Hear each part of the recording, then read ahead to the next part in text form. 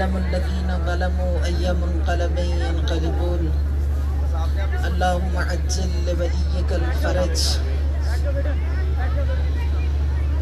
تاریخ ایک بار پھر اپنے آپ کو دہرا رہی ہے۔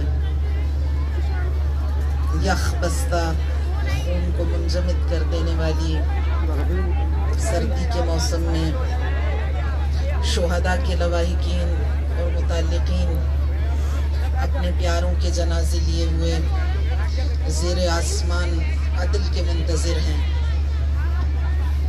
جب وہ جانتے ہیں کہ یہ کشتگان جور و جفا واپس نہیں لوٹیں گے تو کیوں زیر آسمان بیٹھے ہیں؟ اس لیے کہ یہ ضمیر امن عالم پر دستک دینے کا عمل ہے۔ یہ انسانیت اور انسانی ضمیر کی عدالت کے سامنے حقائق کو برملا کرنے کا عمل ہے۔ ہمارے زخموں پر مرہم کون رکھے گا؟ ہمارے غموں کا مداوع کون کرے گا؟ ہم اپنے حوصلوں اور جذبوں کو مزید سیکل کرتے ہیں، نکھار عطا کرتے ہیں کربلا کی یاد سے۔ ہمارا حوصلہ حسین ہے۔ ہم پرچم وفا اٹھا کر چلنے والے ہیں۔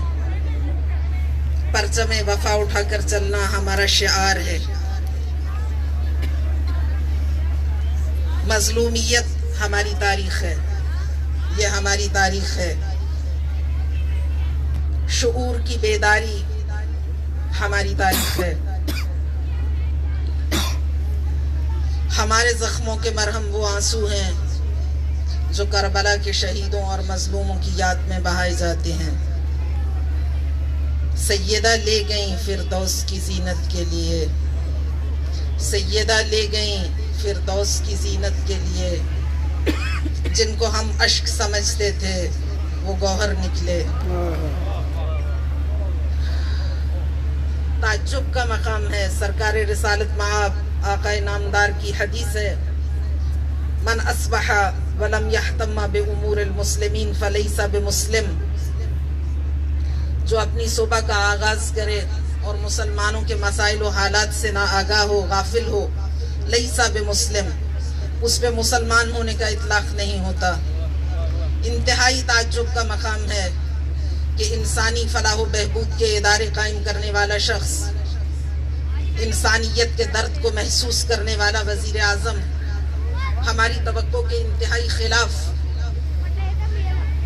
ان مظلوموں سے اظہار یکجہتی کرنے اور ان کے زخموں پہ مرہم رکھنے سے کیوں اغماض برت رہا ہے؟ اگر اس کی کوئی معقول وجہ ہے تو وہ قوم کے سامنے لائی جانی چاہیے اور قوم کو اعتماد میں لینا چاہیے۔ یہ بات بھی ہماری قوم کے پیش نظر رہے کہ وہ جو گزشتہ ادوار تھے ان میں بھی 100 جنازے زیر آسمان رکھ کے یہ مظلوم لوگ یخ بستہ سردی میں اور سرد ہواؤں میں کئی روز تک مسلسل بیٹھے رہتے تھے، لیکن حکمرانوں میں سے کوئی نہیں پہنچتا تھا۔ اس لیے ہماری قوم میں اتنا شعور بھی ہونا چاہیے کہ گزشتہ ادوار میں بھی یہی ہوتا رہا، اس لیے جو گزشتہ ادوار میں کرپٹ حکومتیں تھیں ان کے نمائندوں کو جعلی ہمدردی کرنے کا موقع نہ دیا جائے اور ان کی حوصلہ افزائی نہ کی جائے۔ ہمیں اپنی تاریخ یاد رکھنی چاہیے۔ یہ پہلی شہادت نہیں ہے، پہلے بھی شہادتیں ہوتی رہیں۔ یہ کس نے ہم سے لہو کا خراج پھر مانگا؟ یہ کس نے ہم سے لہو کا خراج پھر مانگا؟ ابھی تو سوئے تھے مقتل کو سرخرو کر کے۔ اور یہ سلسلہ جاری رہے گا۔ ہمارے بعد بھی رونق رہے گی مقتل میں، ہمارے بعد بھی رونق رہے گی مقتل میں۔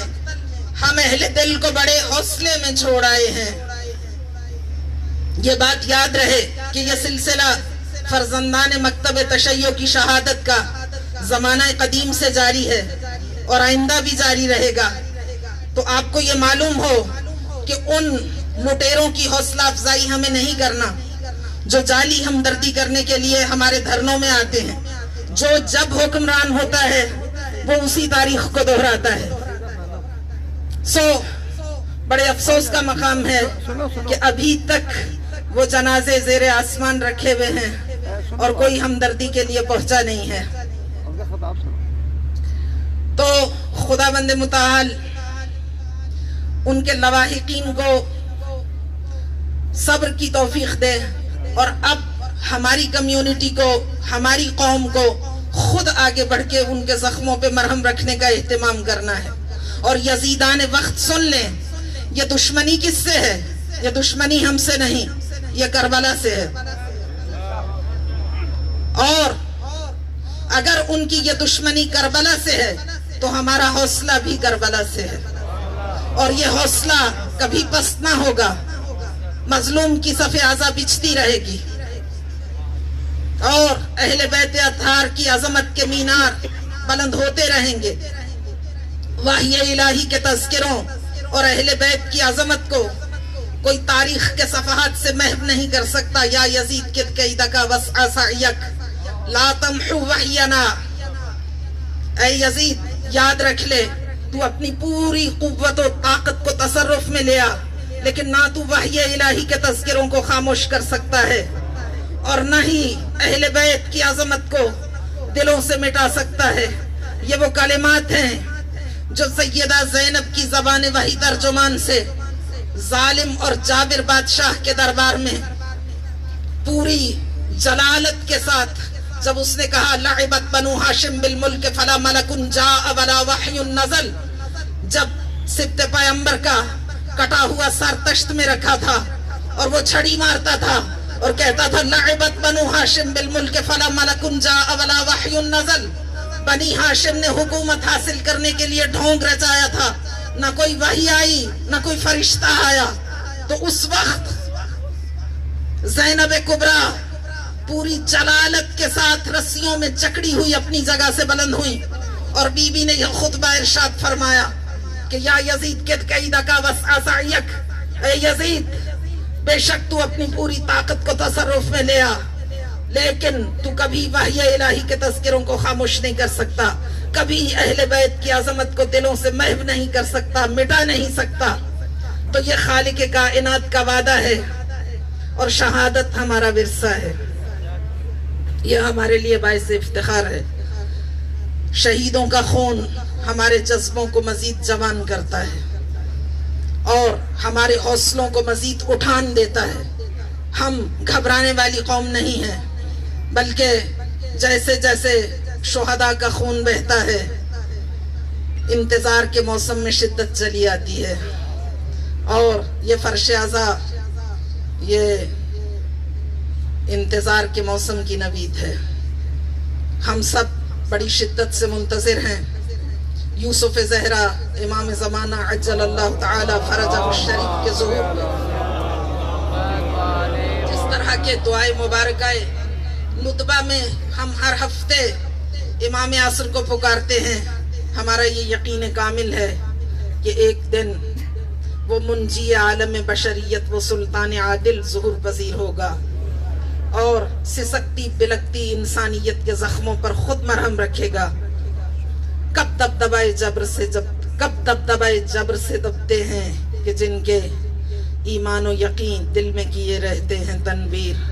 معلوم ہے ان کو کہ رہا ہوگی کسی دن ظالم کے گراں ہاتھ سے مظلوم کی تقدیر. آخر کو سرافراز ہوا کرتے ہیں احرار، آخر کو گرا کرتی ہے ہر جور کی تعمیر. بآواز بلند صلوات. اللہم صلی علی